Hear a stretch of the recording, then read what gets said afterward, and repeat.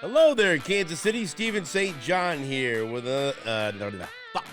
Hello there, Kansas City. Stephen St. John here with another episode of Hot Mic with SSJ. I've got my friend Todd Leabo here with me, and we'd both like to thank our wonderful sponsors, Patrick Carter, KCFarmersAgent.com. He's here to help you complete your insurance picture. He's local. He cares. He loves it. He loves this show. He loves the Chiefs. And he loves Kansas City, and he'd love to help you. So go to KCFarmersAgent.com. Patrick Carter, also our good friends at KC Grilling Company, KCGrillingCo.com. They have a wide variety of specialty barbecue rubs, sauces, injections, smokers, accessories, and more. Get fired up in their online store, KCGrillingCo.com. And, of course, CBD American Shaman. You saw Mike McDaniel, head coach of the Miami Dolphins, vaping during the wild card round of the playoffs. If you'd like to get a delicious vape, and you'd like to be like Mike McDaniel, go to CBDAmericanShaman.com. The complete line of wonderful products that will help you get rid of pain, help you level your moods out, and perhaps help you call some shitty plays for the Miami Dolphins. He didn't get the plays called in time. CBDAmericanShaman.com. Right now, because of the timing, I didn't have time to complete this before we got on the air here for the podcast. You're in for a treat if you're watching on YouTube. You get to drink what the fellows around here call my shit juice or my shit powder, my Poopy powder, or whatever. I am 50 years old. You see the gray in my beard. I now, and this is not this. Hey, this could be a commercial. Get these motherfuckers on the line. I spend money for this. I every day, whenever I can, enjoy a delicious glass of Metamucil. This, of course, is my single-serving poop powder, what I mix with a nice cold glass of water. You gotta hurry up and drink it. Because it turns into a gel, and this may have happened, so you might have to see me drink some, like, gelatin. It looks a little thick at the bottom. Get after it. Maybe I shouldn't talk while you're trying to drink. It is like a jelly now. Here we go. Get him a straw. No. Stir it up. There you go. That's thick. Thick. 2 C's. Don't spit on the board. Oh, boy. Gelatinous. So, as soon as you have to poop, show's over. I got to scoop this. Well, yeah. You got to get every bit of it. Yeah, you don't want to miss that. That's the pure. Is that the keef? Yeah. I tend to feel bloated. Yeah. And you want to be regular. Hey, let me ask you a question. What? Is it time for a new logo with the gray beard now behind? Maybe. That's gray in there. That's very jet black back there. I'm not fucking doing any more Just for Men. You just I tried to get sponsored. They don't want to sponsor me. Fuck you, Just for Men. Because That's now, no way to get a sponsor. Well, no, because it's over. I'm not doing it anymore. Because, I don't know, my wife has a lot of allergies, and she always fucking tells me that whenever I say something's wrong, have a headache, it's probably your allergies. I go, it's not my fucking allergies. But now that I've gotten older, I'm allergic to things because your body's always changing. And so, like, I can't remember, it was fucking dyes. Maybe 2 or 3 months ago, I used some just brush it in. And, like, then he's fucking started splotching. Hives started coming up and splotching. And I was getting ready to, like, go to her. I go, shit, I can't be seen like this. And so then it was just one time. Maybe I had a virus, something, whatever. Yeah, something. So I did it again, and it broke out. So it took me 3 times to realize, hey, dummy. I shouldn't put this on anymore. Quit putting these chemicals on your fucking face, right? And so then I said, you know what? And then this also coincided with the fact that I'm turning 50. So I said, God's trying to tell me something. Just be you. This is you. You've earned these gray hairs. Mm-hmm. You're earning them now with your daughters. Go ahead and let your hair grow out and be you. And I find that the salt and pepper lock suit me. Yeah. I feel good about this. We need to salt up the logo. No, that logo stays forever. There's way too much pepper in there. No, you can't change that. And maybe bush it out a little bit. We need to have that thing changed. Well, I need this trimmed. I'm out. It's out there right now. We ought to be able to make that thing actually move back there. Like, what do you mean? Well, we have some graphics in there that actually move, right, Ben? We have some things that do that. But I think it would be good if we got that one to just grow and turn gray and then go back and be black. Okay, that's and fine. glow and just like do a little animation. Okay, I'm in. I somewhere on my phone have a picture of you shaved, like with it. You didn't do that very often. I'm not doing that no more. There's and a I'm picture. telling you, I shaved the last time I shaved my beard. Both of my daughters cried. Yeah. No, they were fucking traumatized, and so I'm not gonna do that anymore. And I just look. I have a beard for a reason. You don't need this. Yeah. And it all started because like I had a bad case of the chicken pox when I was a senior in high school, and it was bad. And so I had to stay at my grandparents' house and stay in this fucking room for like a week. They quarantined you? Yeah, they didn't want nothing to do with me, right? And so I had my grandma's from Mexico. She kept saying, he has the jingles. It's jingles. Because she's got the jingles. Yeah. And she goes, he has the jingles. And so now I had chicken pox. Polio pox. And they always say it's better to have them young because you don't know what the fuck's going on. But I was so cognizant of it, and it itched like, and I scratched myself crazy to where like I had some like under here, and I have a couple of big scars from me scratching them so bad. So then as soon as I could grow a beard, when I was a senior, you were growing a beard when you were 14. I'm not cheating. I had them on my balls. Oh yeah, for sure. These fucking things, and I remember I was laying there. And then I had this some salve on my balm. Put a balm on. So I'm like laying there, and I was only at the start of my senior year. I was 16 because I was a year younger than everyone. Whatever. That's what my mom wanted to do. She lied about my age. In school. And I was just like laying there, and I was like, this is the worst fucking feeling in the world because I wanted to scratch to take like a fork to my. Yeah. And I knew that would have been bad. You didn't want to have scars wire down brush there. down there. Yeah. And so, yes. It's a great place to scar. No, and so that, yes, and that was one of the reasons why I started. You remember when I had the shingles? Vaguely. Yeah. Don't get them. We're of this age now. How bad was that? You could get because my grandma had shingles. You could get the shingles shot, right, to prevent them. I have not done that yet, but I do not recommend the shingles. And the shingles, I got them in Mexico. Like, what do you mean you got them in Mexico? That's where they fucking racist. You don't get them, but they just. So what was what caused it? You have the virus for the shingles in your body right now because you had the. I don't want it. I've had the virus for the shingles. So what happened? It was 2008, and we work in this business, and we don't go places on spring break because it's like tournament time and all that stuff. So my wife's a teacher, and she's always had spring break off, always. And all her friends, they would go on vacations, do stuff. Well, sorry, honey, it's March Madness. I can't be gone. So finally in 2008, I acquiesced, and I said, fine, we'll fucking go on vacation. So we went to Mexico, where her great aunt and uncle, they have this resort down there north of Cabo San Lucas in Los Barriles. So we go down there, and we've been there for a few days. We got our kids with us. We got our friends with us, and there's like 8 of us down there. We've been there about 5 days. We took her father's ashes down there to spread in the Sea of Cortez. We did all these things. This is an important trip. Big trip. We get down there, and then, last day I got this little guy on my side over here. And I'm like, did I get bit by a Mexican spider? And you're thinking it's herpes or whatever. I'm not going to the doctor in Los Barriles, Mexico. Did you visit a brothel when you were there? I didn't. Okay. So the next day we're leaving, and this is happening during March Madness. This was happened to be the time that Mike Beasley was on K-State, and Kansas won the fucking Final Four. Speaking of vaping. So they tell you if you're stressed or your immune system's down or whatever, that's when you can be susceptible to the shingles coming out. So I'm down there, and so it's the first weekend of the tournament, and I don't trust anyone to get anything done, on their own. But I had left the station to its own devices, and that somehow probably stressed me out. Although I was in Mexico and I wasn't stressed about being in Mexico, I had fun. But so like the next day we're flying home, and there's more little red spots. And then by the time I get home, I'm like, I got to go to the fucking urgent care because this shit ain't right. We got home on a Saturday. Might have been a Sunday. I think we got home. And so I go over to urgent care, and now there's a lot on my side.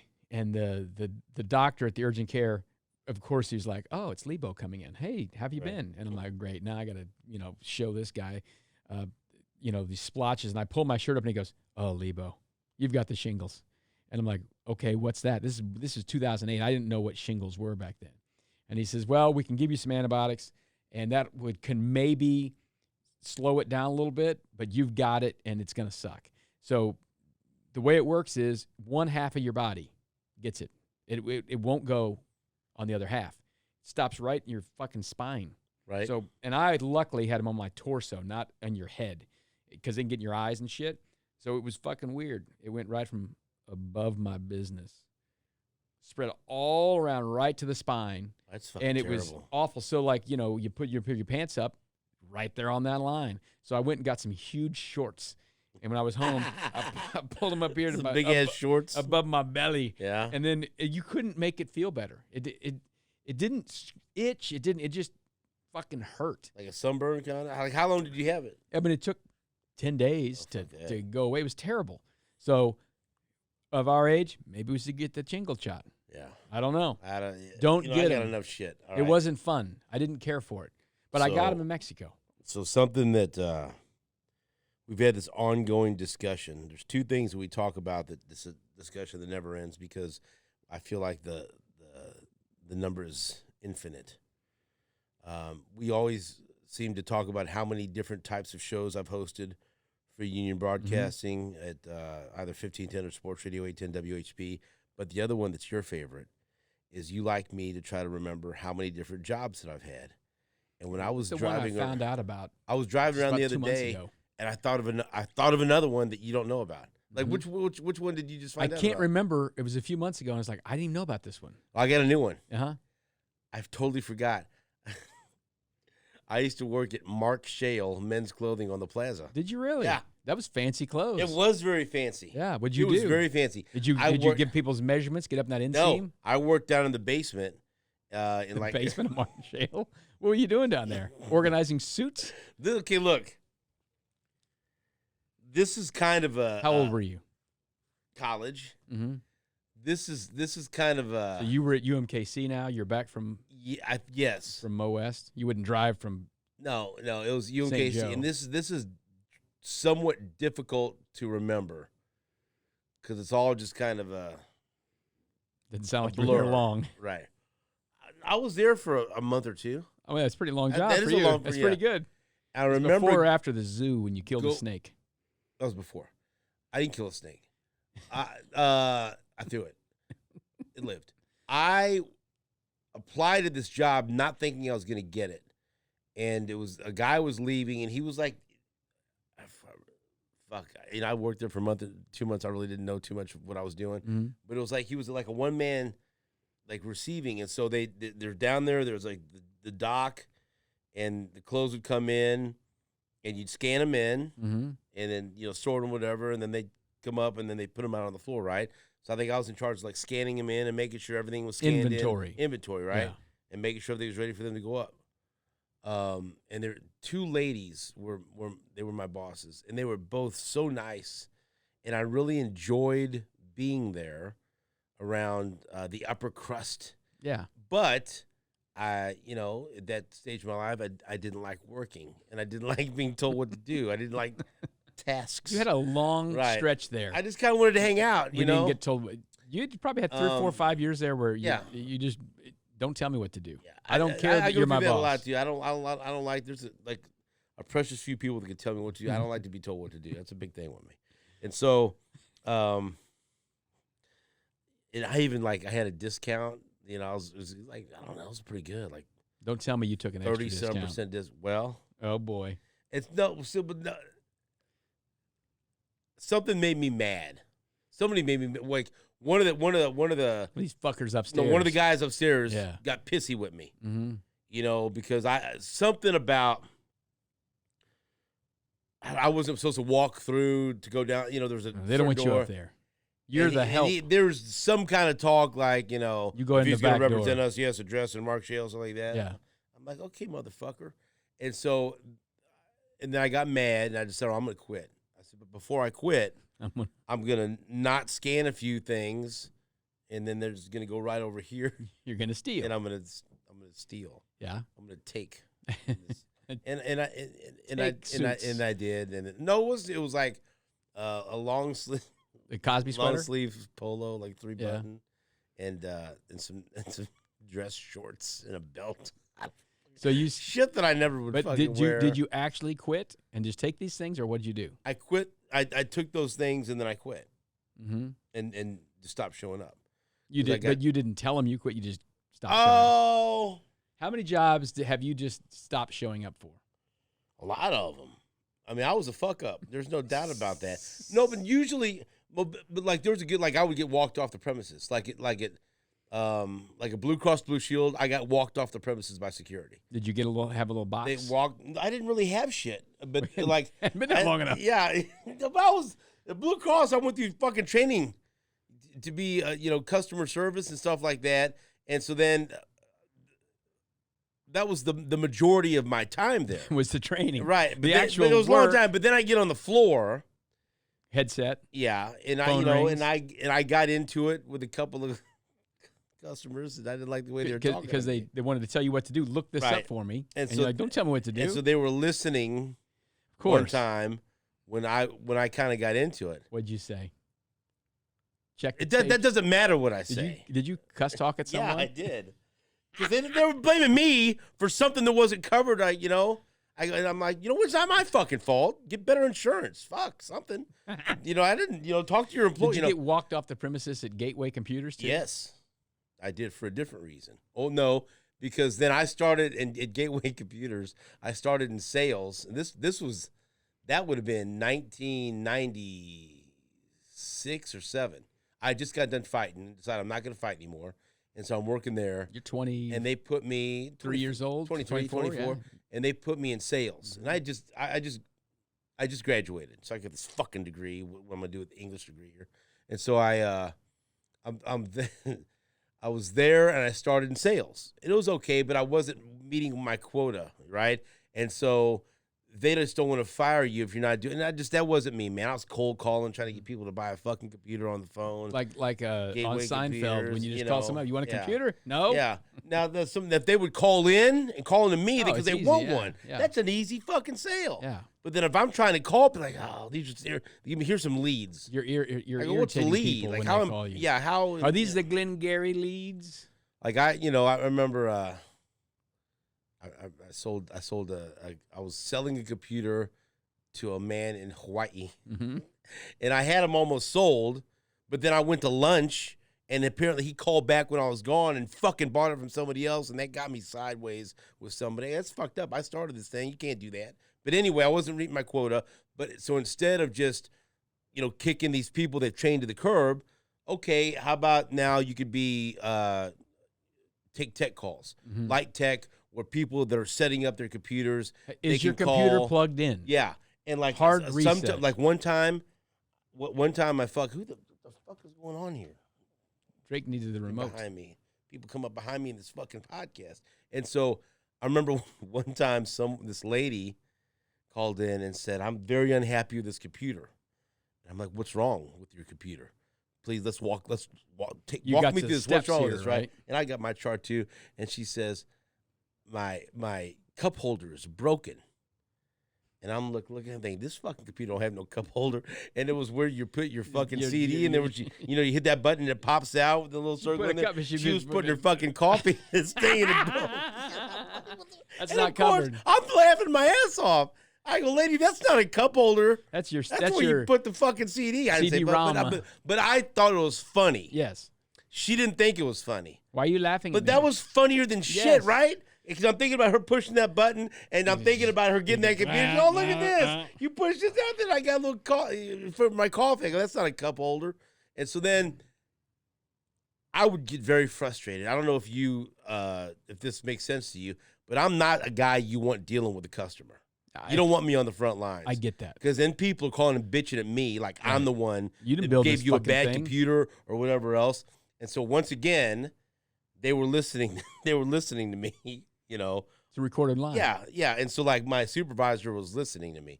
And back then, they did this thing at Gateway Computers where everyone had an alias. You couldn't use your real name. Mm-hmm. So of course, I got to be fucking different. And so my name, you remember my name? My name's Evander. Evander. I'm Evander. Is Evander Holyfield? And right? people call, yeah, can I speak to Evander? I'm like, yeah, that's me. So I'm Evander. And everyone calls me Evander. So I could be a different person there. Yeah. And so I'm Evander. And I remember this, I can't remember this fucking lady's name. Oh, I do. her fucking name was Montana. That was her nick. That was There's her fake the name? I think the supervisor was like Montana, but I don't know what her real name was. And so I guess they were listening to me, and this fucking guy, I was nice and I helped him as much as I could. And then so when it got to a level where I can't, this is beyond me, I've got to pass him on to somebody that knows more about what they're doing. But I just can't pass him. I was like, okay, I'm gonna get your number, and when and please give me a number when he can call you back. Well, I want to call. I said, you can't call him. There's no way to call. He's going to call. He's going. I promise you. And then he just starts fucking giving me the business, right? You don't want to hear and that. So I'm trying, and I'm thinking, you know what? I had heard they've been listening to some calls. So I thought maybe I better watch it, but I wasn't having a good day, and I'd been fed up with the customer service aspect of this deal. So I said, I got an idea for you about this. I think, you know what? I have come across this problem. I got an idea for you for this computer. He goes, well, that's what I need. Thank you. Tell me finally. Here's what you do. I want you to bend over and shove that computer right up your fucking ass. That was your last call? And I heard, what did you say? And I fucking heard a click. And I mean, my supervisor comes there, and she is fucking horrified. What is wrong with you, Evander? Evander, we need to see you in the office right now. And they walk me in there, and I'm like, I know. I'm fucked. And like, I can't believe you would talk to a customer. I said, did you listen to the whole call? And she was, that was not an easy call, but you can't tell someone to shove a computer tell in your ass. The customer, a paying customer, to shove the computer up his ass. I said, well, I don't think I'm cut out for this. She's neither do we. And I said, there's part ways. There's not another spot I can go to, right? Can you bump me back somewhere else? Like, you bounced me around here enough, right? How long were you there? I feel like I was there a few months. That's I feel like I was there for a good chunk. Because once a long training set, if I could have trained for the whole time and not stopped out of job, I did great training for Blue Cross Blue Shield. I did great training. But it's when the training is over and then I had to do that. That's when it really fucking fell apart, right? Yeah. And I made good friends. I worked there with the Silvio brothers and Sam Silvio that owns M Chamas. He was on the staff. A friend of mine that I'd gone to grade school and high school with. Yeah, Nick Najar, who since has passed away. He was. But I liked it. I liked being there. It's that fancy building down there in the bottoms, right? And I was handling myself pretty well. But they listened to that one. This fucking guy. The wrong call. And you know what? And I hope he did try to shove that computer up his ass. I hope he didn't That's the way I felt. Get the cup holder caught. Yeah, but wouldn't you have laughed at this lady? That's the shit I used to deal with. I used to deal with the simple, like, okay, plug in your computer. Yes. Now push this button. Oh, yeah. Okay, is there a green light? Okay, Yeah. Now what's it say? Like, when you start getting past all that shit, I can't do nothing. Right. But you'd be surprised how many problems simple like that I'd be able to troubleshoot, because then that went to my next job. Right. And that's when I got hired for the opening crew at Station Casino. You knew all about it. Oh, you knew about that. So what's that? You just go. That was before Ameristar. Right. I know. I remember Station. They were opening. It was the big building. Yeah. Yeah. And so I went and applied there, and they hired me to be a slots floor person. And with it, they said, hey, you have a diploma. You could be on a fast track to being a supervisor. We like you, but it's going to be a lot of hours to start shit off. Don't close. And so again, training, fucking great. I learned the ins and outs of a slot machine. Oh, it was fantastic, And I knew people that were working there. You go and work a normal 8-hour shift, 5 days a week, and it's all. And part of it was like, okay, the buffet is gonna open. We want all of our employees to go test all the buffets and all the items and fill out what you think. That's fucking great. That was their big thing. That was the big buffet. That's great. That's a great job for me. If they could have done that full time and just testing buffets, that'd have been great. I'd still be there. And so then finally it opens. And you talk to anyone that worked at Ameristar Casino when this fucking thing opened, they were way understaffed. And so for the first 2 or 3 weeks, I worked from 4 p.m. to 4 a.m. 7 days a week for like maybe 2 or 3 straight weeks. Then I got a day off. Then I got 2 days off. And then finally it settled in. But that was my shift, 4 p.m. to 4 a.m. And that's when you see the shit. Oh, at the yeah. casinos. That's the things overnight. I saw. And like people, hey, do you like to gamble? Like, no, I don't. No, I do not. When I hear those fucking bells going off in the slot around slot machines, it almost makes me sick, right? Because here's the deal. I would be there, on a Wednesday at 1 a.m. when there'd be one time there was a fucking guy that was there. This used to happen a lot. There was a guy there on one slot machine for hours and hours and hours. He's feeding money to that, and he wants this thing to hit. And he has to stay there because in his mind, something's going to hit, and I can't let someone else. Guess what? He's thinking, now I got to go to the bathroom. But he don't want to leave that fucking slot machine. And you got people walking around the slot machine area watching for someone to go, looking for chairs like that, which means, someone's been, this fucking thing's getting ready to hit, right? So he'd have potted plants right next to this fucking guy. Steps right over, starts pissing right in the potted plant. Right next, not even hiding it. He's not getting behind anything.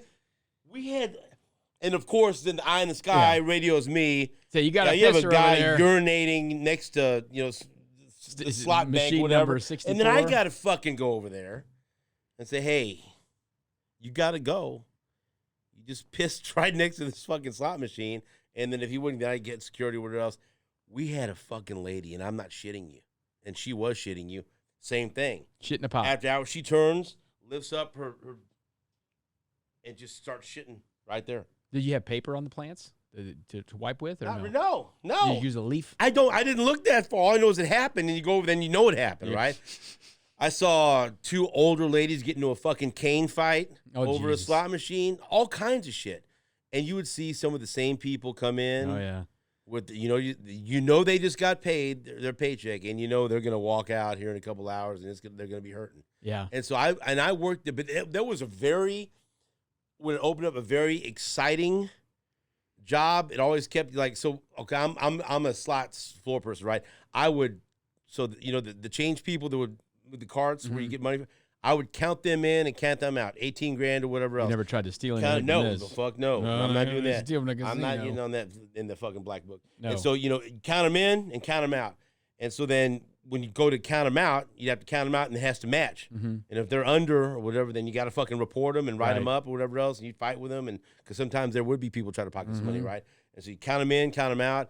If you're at the slot machine and it got jammed, you push the button. I see the siren or whatever, and I come over there and I could do light tech again. Oh, you're a tech I could guy. fix the coin. I could open it up for you. I could fix the coin jam. I could do some things like that. But then if it was too much, I put the out of order. I got to call the slot tech, get him in there. He's fucking. How long did you do this? I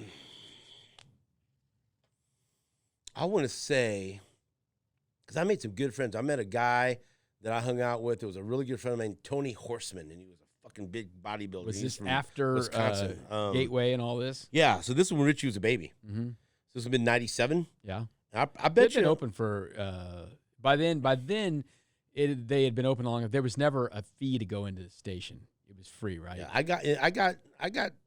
Because I remember when they first opened the boats, you had to pay to get on the boats. I feel like I got 5 months in there. That's yeah, a fucking career. I was looking for a watch by that point. I go, do you give, what do I win? I've been here for fucking. Did it end amicably? Is that when you started getting into radio stuff? Then? No, I kind of got into it with somebody there, one of the supervisors. A boss. Okay, but that other people didn't like as well, and they had a supervisor, and the supervisor wore these green coats, and they have the fucking radio. And this guy, I don't know what he thought he was, but he put that green on this motherfucker, but he would talk down to a lot of the floor people and the people. This is similar to the Mark Shale salesman. I don't know, but no, this guy, but it wasn't just me, but he would talk down to people and be very, and I didn't like it. There was a couple of older, there was an older man that worked there. Oh fuck, what was his name? Tom. He had a big fucking mustache, and he was like, and if you worked there, it was like you were either fresh out of college or you were retired from your other job and you're making it so. And he was fucking cool guy, loved him, and this guy would treat him like shit. In a piss, it was almost like, why are you treating Grandpa like shit? Don't fucking do that, And he would there was always something where he'd speak poorly to a coworker or whatever else, and so people got tired of him. And then one time, he fucking said something cute to me, and I should have been able to bite my tongue, but I couldn't. I think I might even said something when he said something to Put Tom that or whatever. slot machine up Yeah, your I'm like, ass. No, why? No, I could have. I was like, fuck you. How about that? How about that? Let's go that way. Yeah. But I worked. But You were fired for that? well, so then I got an interview to be a supervisor. After that little, I don't think no one liked this fucking guy, but I'd done. See, this is where you're taking my bad reputation, and it's not. And this, I was actually really good at this job. You like this? I was handling people. Yeah. I was good under pressure. Doing I fucking did very well. I was very good with the fucking math, counting in and out. I was very meticulous.